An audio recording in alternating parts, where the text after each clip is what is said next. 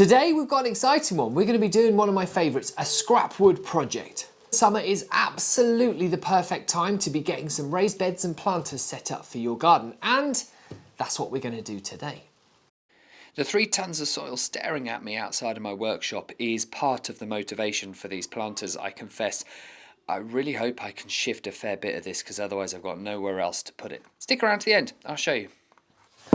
If you've been watching the build, you'll notice, as you can see behind me, that most of the framework was done with 2x4s or 4x2s. This is an offcut of, and we're going to call them from now on 2x4s, and it is approximately 45mm by 95mm, and you get it in any length up to about 4.8 meters. It's treated so you can use it outside for projects like this. It's not hugely expensive and it's incredibly versatile. On top of that, I've just ripped up a small area of decking as well and replaced it with new timber. And when I ripped it up, I realized that actually the stuff that I was taking up wasn't all that bad. This needs to have another life. And so these are really the only materials you're going to need to do this project. On top of that, throw in some decking screws. I've used a mixture of 40 and 50mm, and that will end up hooking everything together. The last thing you're going to need is something to line these planters with, so you protect the timber from the moisture that's in the soil. So, in true start making fashion, I have already knocked up 2 of these planters, so that I could see if there was any errors in the way that I was making it and maybe show a better way. But the bare essentials you're going to need for this are a circular saw or jigsaw and a drill. If you've got those, you're pretty good to go for the rest of this. You'll see me using other things, but you can generally use something instead of that. And I'll talk you through it as we go. For the first one, which is the easiest, all we need is 2x4s. We're going to save the decking for the last 2. And the beauty of the first one is you don't even need to get your cuts absolutely perfect. So it gives you a little bit of margin of error while you're warming up to get to the second one, which isn't even that hard in itself. So I'm just showing you how I'm cutting every single one of these boards, both the decking for later and these 2x4s. It's just a speed square held against to give you a right angle and then just your circular saw. I cut 16 of these at 50 centimeters, 500mm, because I want the planter to be 55mm in width. You can see each one of the boards is 45mm in depth. With all 16 cut, the next thing you need to do is measure from one end 450mm and draw a line. And a quick way to then transfer this line across to all of the other boards in its stack of 4 is just to use your speed square, make a small marking and then finish off the line afterwards. You can see me doing it here a couple of times. When I did my first planter, I put it all together with pocket holes. Now I confess I encountered 2 problems with the pocket holes. One, my decent Craig pocket hole jig did not go wide enough to fit these 2x4s in. So I had to use this. I've been scathing of this in the past, but I've always said I keep it around in case I'm in a pinch. An area I can't get to, that I need this. I'm going to show you what I think is a better way, and then you can decide what you want to do. The panhead screws can be very expensive, especially the blue coated outdoor ones. And I wanted to use these. These are just decking screws that I had left over from a job. Now I can only use these if I don't use this, because these are not supposed to be used with this because of the fluted top. And then I started thinking, well, no one's going to see them. As long as they don't pull through the wood completely, that's fine. Because what my plan is, this goes around itself, and every line that you've drawn in pencil has the end of a board butted up against it. And so you make a square. I don't think you need to necessarily drill pocket holes. You can if you want, but actually, if all you want to do is hook it together and get enough strength to hold it together, put away your pocket holes, just grab your decking screws and put them in at an angle. Obviously give yourself enough meat, 1 spin in, 1 spin in, give it a bend, and then drive it through. Make sure that you are close enough to the end here so that you actually get the screw going out at the right angle, and then it'll hold it together. I think that's going to be just as strong as a pocket hole, because we're making 4 layers of these, and they're not only going to be joined at the corners, they're going to be joined to each other. Make sure the boards are flush, drive it home. It won't look beautiful inside, but we're going to be lining this, so we're not worried about the inside. If you're worried, technically, or that there's not enough strength in it, you could just drive your screws straight through the outside. You could plug them with dowels, or you could put some wood filler over it. If that's going to make you happy, that's absolutely fine. Now what we've got to do is hook all 4 of these together. So let's do that. I found that using a clamp here was an absolute must because it just holds everything together and stops it all walking when you're driving in these screws with your impact driver or your drill. So, get all 4 done. Then we start layering them. Make sure that you have an end grain over a side grain, just for aesthetics, but also a bit of strength.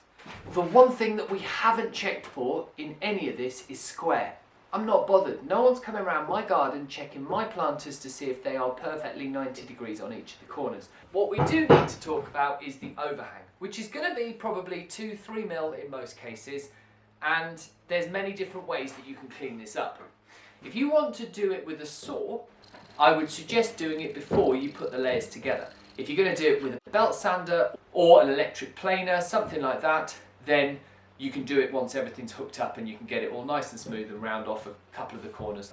If you've got to this stage, you are going to complete this project and it is going to look good.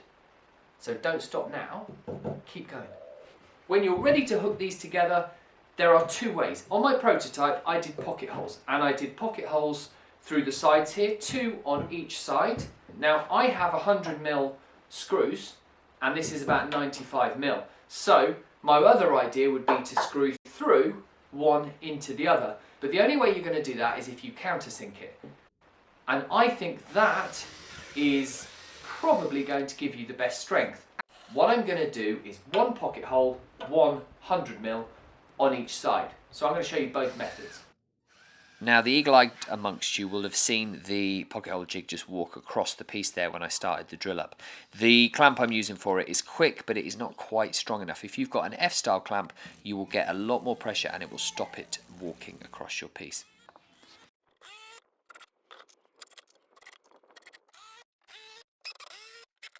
Now what you're seeing here is the cleanup of the end grain where I've slightly overcut it. This is an electric planer. This is not the tool for the job. If you have a belt sander, go at it with that. Mine's packed away though.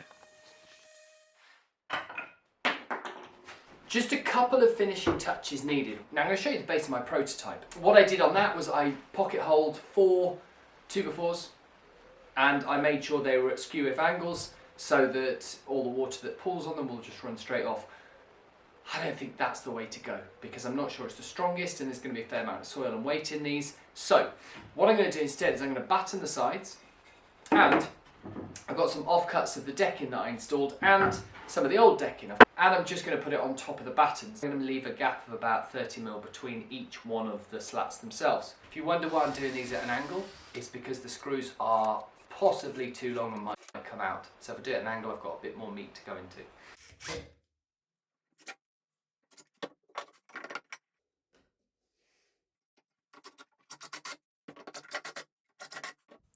Your baseboards here are really going to be held in by the weight of the soil anyway, but 1 screw just helps them stay in place. Now I'm just lining these with old tarpaulin that I had for the build and a staple gun. I just staple it into all the corners and then get it up about 3/4 of the length up the side, and just as many staples as you need to hold it into place.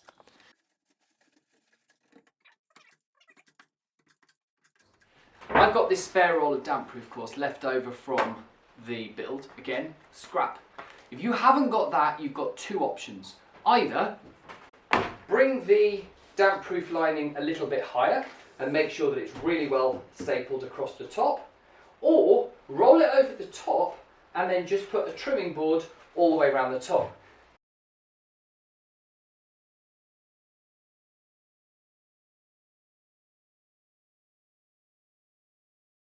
And the very last thing with the interior to do is just to put some holes in the blue lining so that any of the water can get out. If you want to put feet on it, put feet on it, attach them to the battens that we've put in. If you want to leave it flat like this on stones that you're going to put it on the patio, wherever you're going to have it, that's absolutely fine. I think feet help with the drainage, so I'm going to stick them on mine, and that's going to be the last thing, and this one will be done. But there's 2 more. Now for the second one, and in fact The third one, because they're quite similar in style, the third one's just going to be greatly bigger. I'm going to just show you the build with a few voiceovers. Figure it's a quicker way of showing you more of the details and we'll get through it a lot quicker. Stick around till the end because I'm going to run you through a quick cost of all of the timber if you were to buy it from scratch and make these. And if you're finding this content useful in any way, I can't take the sign off the wall for now, but it's right there. Consider it. On with the build. Now, don't tell this planter this, but these are actually my favourites out of the different styles. These boards, though, are pretty rough. I couldn't get all the screws out when I was dismantling the old decking, so that took a little bit of time. And then I just squared off one end, so I knew how far I was measuring.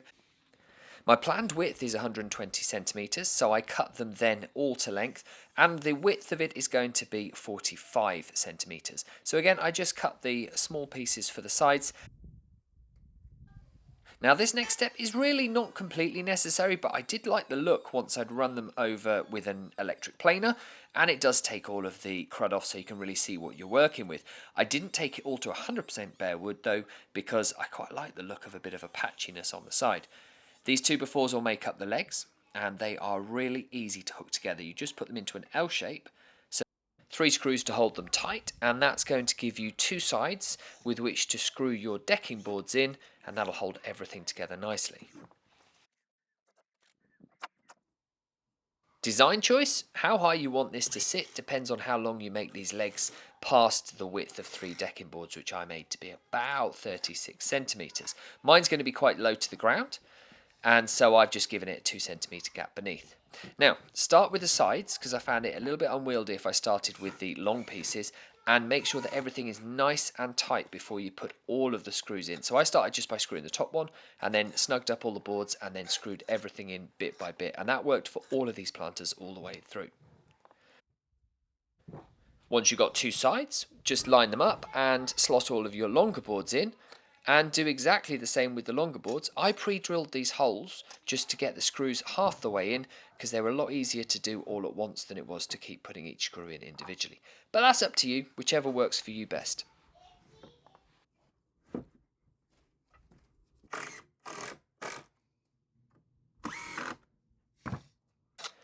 While the box is open like this, it's a really good opportunity to pop the batten in across the bottom that's going to hold all of the bottom slats in and all of your soil in as a result.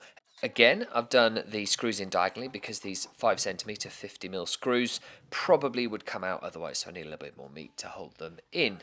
And then the boards on the other side go in exactly the same way, and another batten.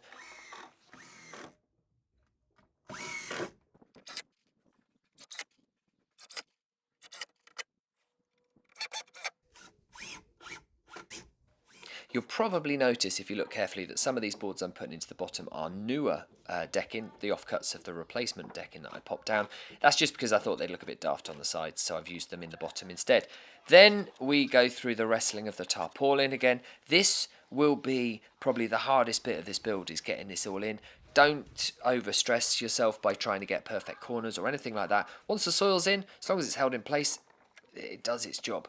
Now, across the top, I made sure on this one that I actually went right up to the top with the tarpaulin, stapled it down, because these boards, this is just old featherboard that I found lying around, these boards will protect the end grain on the legs and will also keep that tarpaulin in place up on the top and make it look a little bit prettier, but you don't need them. And if you want to cut these miters, I just used a speed square, and trust me, they are not as snug as I can make them look here on the film. And when these boards start to dry out, they're going to pull apart anyway. It's just a way of it. Don't stress yourself trying to get them perfect. Square twist nails will hold all this into place, and a little bit of sanding just for the corners and nothing more. That's done. Now, don't switch off when I tell you this, but this one is going to be built in a very, very similar style to that last one, and I'm going to whiz through it super quick. You can already see I'm onto the legs. However, it is bigger.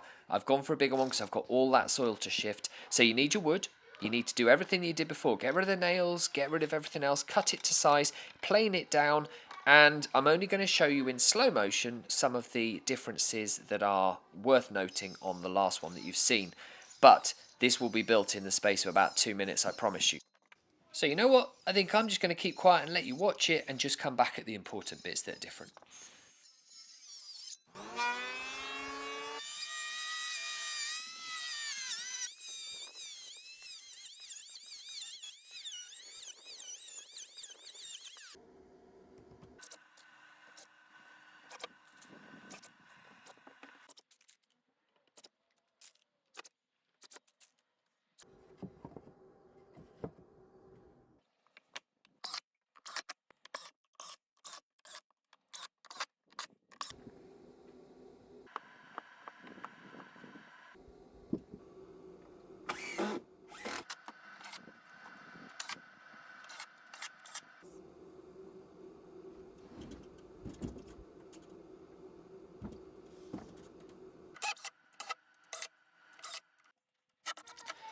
Okay, this is where the start of the differences are. Because of the length of this box, and it's up to about 180 centimetres, so it's half again on the other one.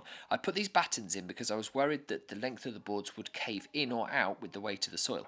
I screwed through from the outside, so they're nice and sturdy, and then I hid them with the extra leg that we cut when we did 10 of the legs earlier instead of 8 to make the 4 corners. Legs the same length, and it's attached in with 2 screws through each one of the boards, and then everything else is exactly the same.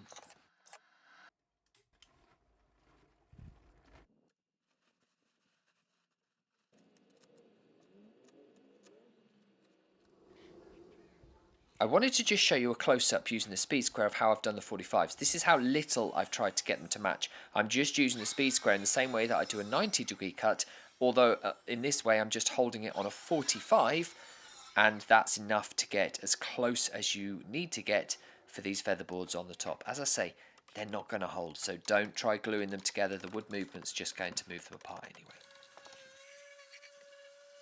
And then you ask yourself, how does one person move one of these on their own? Well, that's easy. You pick it up on its end and then roll it so that you can put it where it's out the way. I may have gone a little bit overboard on the old planters. I started off wanting to make maybe 2, maybe 3, and I've made 8. I just had more offcuts than I thought, and even the offcuts from making them turned into planters. This one, 2x4s and 2x3s. Still looks quite nice, but it was the offcuts from making all of these and the legs for the other ones. This, I'm not so sure whether I like this or not, but this is more of a modern wood one. This is the new decking board offcuts from making the actual decking, and all I've done is hook them together with a 2x3 in the middle of each of the corners, so it's on the inside. So you will get screws on the outside, but if you like it, they're just as easy as making all the other ones. I promised you that at the end of this video I would show you whether I could get all of the dirt from that pile, all 3 tons of it, into these. You're going to have to wait for the last workshop video to see if I actually managed it. I'm sorry to keep you hanging on, wanting to find that answer, but I promise you I will show you soon. One thing that I did promise you that I can fulfill is how much the wood would have cost if you bought these from new. Because it's not really about how much you can sell these for and profit made, because I don't think there's actually that good a market as there was a couple of years ago for making these planters to sell. If you can, brilliant. But how much could you save by using scrap wood and wood left over from projects? Well, each one of these style costs around about £25 worth of wood per box. I think that's fantastic. These are really good value because they are about as simple as you can get. The smaller rectangular planters using the decking board would cost you around about £57 worth of timber, and the big one would have been about £97 worth of timber. And if you think what you're getting for that, that is a seriously big planter. As for this one, the one made out of the brand new decking, that's around £24 worth of wood. So the one thing that I will say is you get quite a lot of bang for your buck just from 2x4s, but if you want to go really big, then don't be afraid to throw a bit of decking at it. If you've liked this scrap wood project, I think you're going to like this. If you haven't seen how the workshop's getting built, start at the start, work your way along. I'll see you over there.